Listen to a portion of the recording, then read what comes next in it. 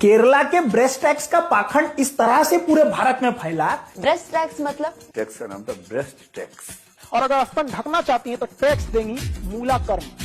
स्तन ढकने का अधिकार नहीं था कि वो झूठ बड़े बड़े यूपीएससी टीचर्स और बड़े बड़े क्रिएटर्स ने ऐसे पढ़ा है कि लोगों को वो सच लगने लगा। जिस समय पे इस पाखंड का तफसील लेने के लिए हम निकले तो हमें the Cochin caste and tribes करके 20वीं शताब्दी के पूर्व में लिखी हुई एक किताब मिली। उस किताब में केरला के विभिन्न जातियों और मानवीय प्रजातियों के बारे में विश्लेषण दिया है अलॉन्ग विद देयर फोटोग्राफ्स। तो जब हमने ये निकाला तो हमें कुछ ऐसी पिछड़ी हुई जातियां मिली जिसमें से एक आता है भैया आपका कदार ग्रुप।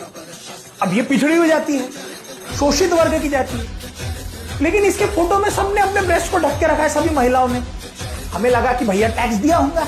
फिर हम गए भैया नाथू मलियंस, ये भी शोषित जाती है, हमें लगा इन्होंने भी टैक्स दिया होगा क्योंकि इनकी महिलाओं ने भी अपने ब्रेस्ट को ढक के रखा था। फिर हम गए नायाडीज पे, ये भी शोषित जाती है, इन्होंने ढक के नहीं रखा था, हमें लगा कि भैया इन्होंने टैक्स नहीं दिया था।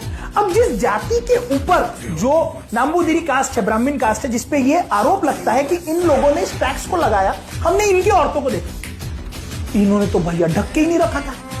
तो बात यहाँ पे ये निकली कि जब हमने इनके तफसीलों को और खंगाला तो ये पता चला कि आज भी जब आप केरला के मंदिरों में जाते हो तो मर्दों को अपने कमर के ऊपर में कुछ भी पहनना अलाउड नहीं है। सेम प्रोसीजर उस समय पे महिलाएं भी फॉलो किया करती थी। केरला में ऐसा कोई कंपल्शन नहीं था कि आप अपने ब्रेस्ट को ढको या मत ढको, वो आपकी चॉइस हुआ करती थी। उस समय के कितने तो हायर कास्ट की महिलाएं अपने ब्रेस्ट को नहीं ढकती थी, डायरेक्ट फोटोज अवेलेबल है। तो ये पाखंड फैलाया गया कि देखो यदि लोअर कास्ट की महिलाओं को अपना ब्रेस्ट ढकना है तो उन्हें टैक्स देना पड़ता था।